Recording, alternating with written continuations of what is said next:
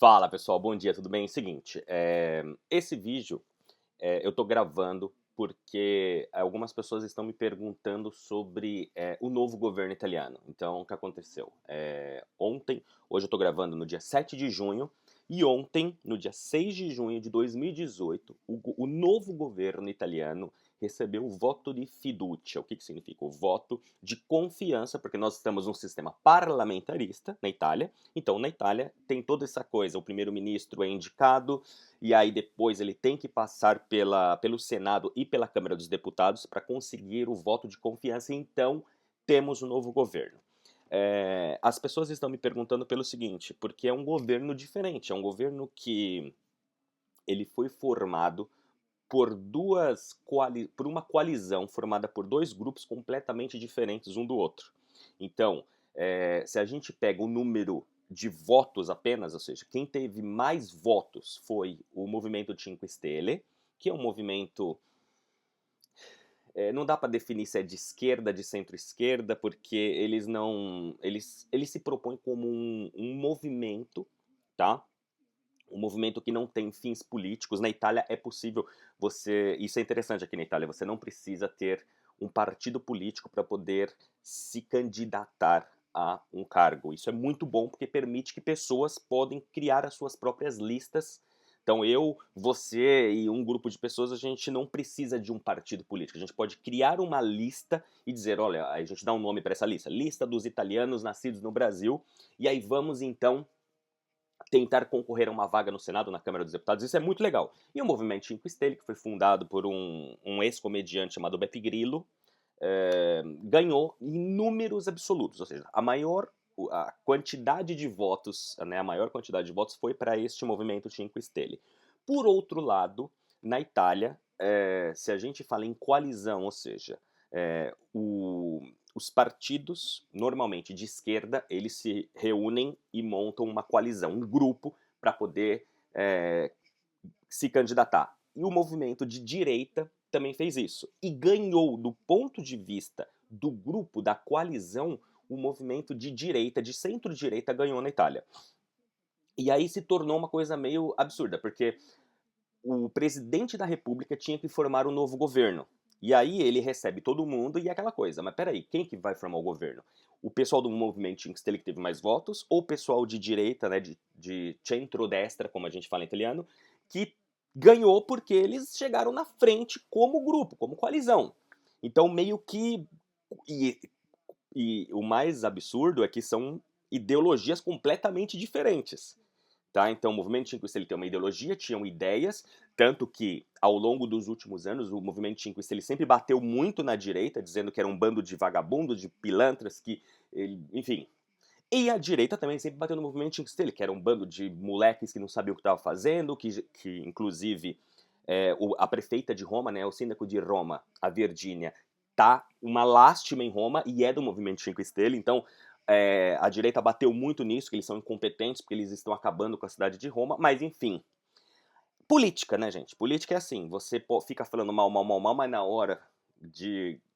E agora? Vamos formar um governo? E eles tinham duas opções. Ou eles se juntavam para formar um novo governo, ou eles diziam que ninguém ia se juntar, que todo mundo continua se odiando, aí teríamos novas eleições de novo.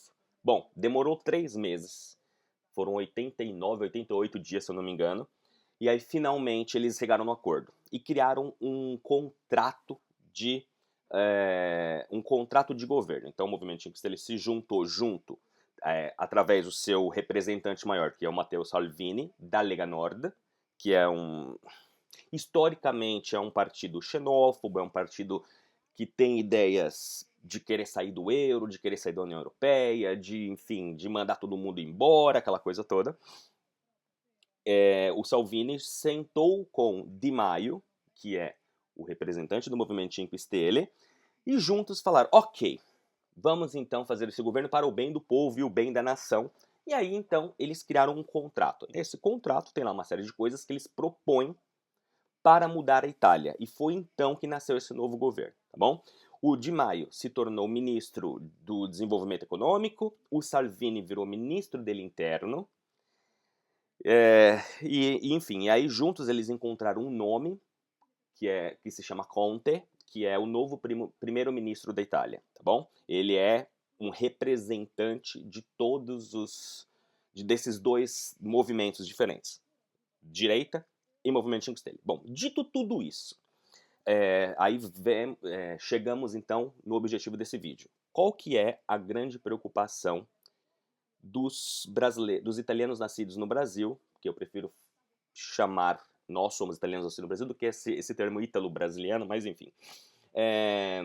O que isso significa para a gente? Neste primeiro momento, é impossível saber, tá bom? O que eu posso dizer para vocês é o seguinte: o Salvini, da Lega Nord, né? A Lega Nord já esteve no Ministério do Interno de um governo do Berlusconi em 2009, se eu não me engano, 2008, 2009, e trouxe uma série de coisas que mudaram. Por exemplo, aconteceu em 2009 várias mudanças nas regras. E aqui é uma coisa importante, tá? As pessoas falam assim pra mim: Fábio, o que vai mudar pra gente? Porque esse governo vai ser favorável ou contrário a nós, ítalo-brasileiros? Uma coisa importante, tá, gente? Nem este governo de direita, nem um governo de esquerda, nem um governo de centro, ninguém tá nem aí pra gente. Porque nós não constituímos um movimento, um grupo significativo para ter nenhum tipo de voz na Itália. Por um motivo muito simples. Nós somos cidadãos italianos dalla nascita. Nós somos cidadãos italianos do nascimento. Então, às vezes, se você chegar e se você estiver num grupo do Facebook, ou numa página, ou num blog, e de repente você vê a seguinte notícia: olha só, a quantidade de cidadanias aumentou nos últimos anos, olha só esse relatório que saiu lá do Istat, do governo italiano, a quantidade de italianos aumentou, então estão preocupados com a gente. Primeiro, essas estatísticas que saem não se referem a nós, italianos nascidos no exterior, iuris sanguinis, que obtivemos o reconhecimento da cidadania. As estatísticas de cidadania que saem nesses canais ou no governo italiano se refere a processos de naturalização. Então os cônjuges, né, as pessoas que são casadas com cidadão italiano que obtiveram naturalização por matrimônio, as pessoas que moram há 10 anos na Itália que conseguiram a naturalização por tempo de solo. Então, esses números entram nas estatísticas. Ninguém tem estatística de quantas cidadanias iuris sanguinis ou quantas pessoas vieram para a Itália para fazer a cidadania iuris sanguinis, porque não tem como fazer esse tipo de estatística, porque nós somos cidadãos italianos. O que a gente vem fazer aqui não é um processo de cidadania. A gente vem, tecnicamente, só transcrever uma certidão de nascimento no livro do comune italiano, como qualquer outro cidadão italiano que nasce aqui na Itália.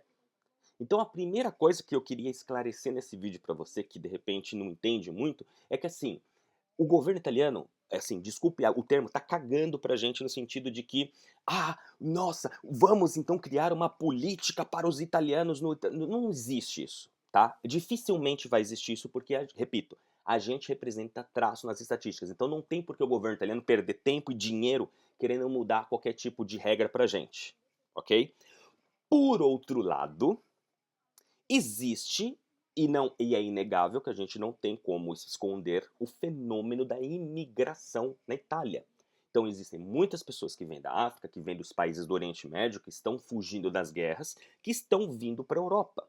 E aqui que entra a grande questão.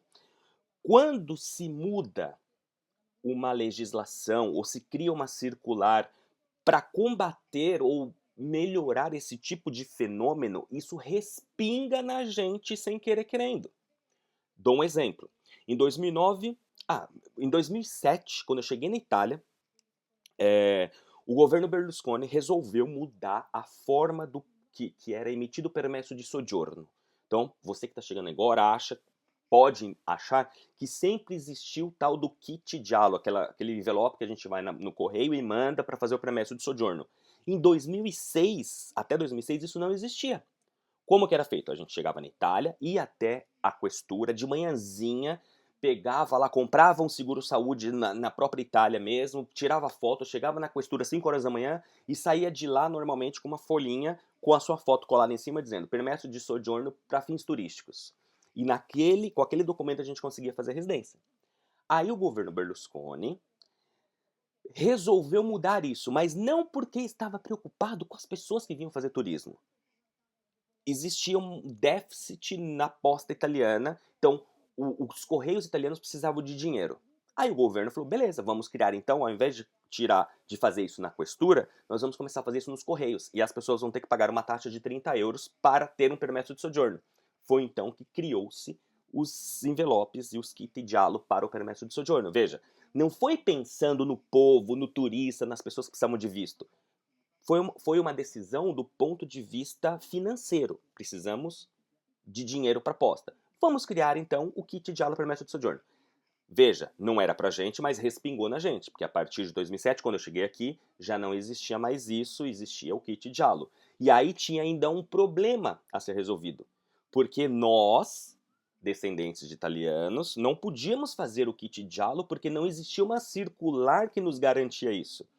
Aí foi a primeira vez, depois de muito tempo, que o governo italiano, eu lembro que foi uma deputada de um partido chamado Rosa del Pugno, que ela conseguiu conversar com o ministro del Interno e eles emitiram uma circular, a famosa circular 32, que então dizia que descendentes de cidadão italiano não precisavam de um permesso de soggiorno para poder solicitar a residência, enfim, ela resolveu o problema. Então, esse vídeo é para explicar para você isso, que o governo pode ser de direita, de esquerda, de centro, não importa. Pra gente, pouco muda do ponto de vista direto, tá bom? Ah, mas esse governo, tem muita gente falando uma grande besteira assim, ó. Ah, porque os governos de esquerda na Itália são contra iuris sanguinis e os de direita são a favor do iuris sanguinis. Isso é uma grande idiotice. Isso é falado por pessoas que não têm a menor noção e não vivem a vida na Itália.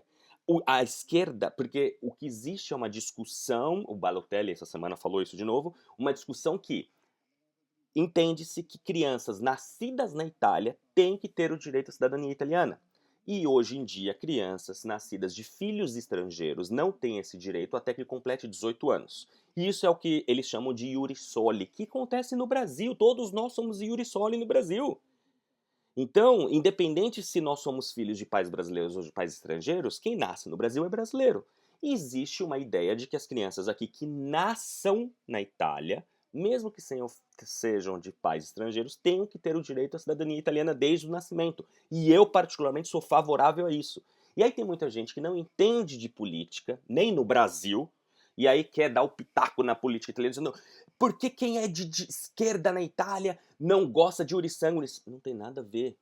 Eu sou a favor de iuris soli, mas não significa que eu sou contrário ao iuris sanguinis. Uma coisa não tem nada a ver com a outra, tá bom? Então, resumindo, esse governo que tá aí não vai fazer nada de diferente pra gente. O que pode acontecer é respingar na gente algum tipo de legislação referente à residência, que aí pode um pouco mudar o jogo. Te dou outro exemplo para vocês. Em 2014, muitos estrangeiros estavam alugando imóveis sem o consentimento do proprietário. Então, o que acontece? Por exemplo, eu tinha várias casas na Itália que eu recebia os brasileiros para fazer o processo de reconhecimento, certo? Então, eu alugava um imóvel com o proprietário, e aí o contrato estava no meu nome, então eu recebia os nossos clientes, fazia uma sessão de fabricato para os meus clientes e ponto. E aí conseguimos a residência, eles faziam o processo. Em 2014, o governo começou a receber muitas reclamações de proprietários de imóveis cujo locatário, no caso estrangeiros, vinham para a Itália, alugavam um imóvel e, sem o consentimento do proprietário, solicitava residência nos comunes. Então o cara chegava para o proprietário e falava assim: eu preciso de uma residência aqui porque eu estou trabalhando, eu vou ficar um tempo aqui na cidade, mas eu não vou pedir a residência. Ok, o proprietário alugava o imóvel para fins turísticos, para fins etc, etc. E o cara chegava no comune e pedia residência, porque o comune não tem como saber o que foi falado com o proprietário. E aí, em 2014, foi criado um decreto chamado Decreto Casa, que dizia, entre outras coisas, vejam, mais uma vez, isso não tinha nada a ver com a gente. Isso daqui era para tutelar os proprietários de imóveis na Itália. Aí, essa lei dizia o seguinte: a partir de agora, não é possível mais solicitar a ligação de água, de luz, de gás, de nenhum serviço público num imóvel, ainda que a pessoa tenha um contrato de aluguel no seu nome, sem um consentimento por escrito do proprietário. Então, veja, em 2014 saiu isso que a gente chama de decreto casa. Basicamente, o proprietário, mesmo que você tenha um contrato de aluguel, você não vai mais poder chegar e pedir água, luz, gás e solicitar a residência para você ou para os seus familiares ou para os seus amigos, o que quer que seja, sem o consentimento do proprietário. Sabe o que aconteceu? Em 2014 eu recebi pelo menos uns 15 e-mails de outros consultores, que aí você descobre quem é consultor e quem não é, desesperados porque na hora que eles foram alugar um imóvel com o proprietário, eles não tiveram a idoneidade de chegar para o proprietário e dizer que estava alugando o imóvel para fins de reconhecimento da cidadania italiana dos seus clientes. Os caras chegavam para os proprietários dizendo, não é para mim. E aí eles faziam exatamente o que a lei estava tentando coibir. A fixação da residência sem o consentimento do proprietário. Diminuiu pela metade o número de consultores na Itália em 2014. Porque aí essas pessoas tinham que ir lá com o rabo no meio das pernas, conversar com o proprietário do imóvel, dizer, olha, eu queria falar uma coisa para o senhor, eu preciso da sua autorização aqui por escrito, porque eu recebo pessoas na casa. E aí o proprietário falou, como assim recebe as pessoas na casa? Eu nunca te dei autorização para isso? Eu aluguei imóvel para você fixar sua residência. Como você está trazendo pessoas que eu não estou sabendo? Resumindo, um monte de gente se ferrou. Um monte de gente me escreveu desesperado, pessoas que tinham contratado pseudo-profissionais na Itália e que se viram sem um imóvel para fazer o seu processo, porque descobriram no meio do caminho que o tal do consultor não podia mais fazer residência dessas pessoas. Então, esse vídeo é para responder isso para vocês, tá bom? Ah, esse governo vai ser bom, vai ser ruim? A gente não tem como saber, tá? Podia ser um governo de esquerda, podia ser um governo de direita, podia ser um governo de centro, podia ser um governo de extrema esquerda, extrema direita, a gente não sabe, tá bom? O que a gente pode esperar é um endurecimento nas leis de imigração. O próprio Salvini já disse que a ideia dele é pelo menos mandar 500 mil imigrantes irregulares embora. E isso não nos afeta, porque nós não estamos aqui irregular e nem quem vem aqui fica irregular, embora alguns brasileiros inadvertidamente venham para a Itália, fixa a residência, vai embora, passa 90 dias sem saber que tinha que fazer o permesso de sojourno, e nestes casos essas pessoas podem ficar irregular, e isso pode endurecer e ter problemas. Então, se você está pensando em vir para a Itália para fazer o seu processo e ir embora sem esperar o tempo do processo aqui, você pode se prejudicar, porque se o processo durar 90 dias e o Comune não receber uma fotocópia do seu pedido de permesso de sojourno, ele pode interromper o seu processo, mas aí é um vídeo que, se vocês quiserem, eu falo mais, é só pedir que eu falo melhor sobre isso, mas que vocês entendam que não dá para saber, tá bom? Eu vou continuar acompanhando, né? Eu tô aqui, ontem eu assisti aqui o insediamento na Câmara dos Deputados, o voto de fiducia, ontem foi na Câmara, anteontem foi no Senado. Enfim, vou passando para vocês. Então, se você ainda não me segue se você ainda não é inscrito no canal do YouTube, se inscreva no canal do YouTube. Se você não me segue no Instagram, principalmente, @Fabio_Barbiero, lá eu tô postando muita coisa. E qualquer novidade, qualquer dúvida, eu volto aqui para conversar com vocês, tá bom? Grandíssimo abraço e arrivederci!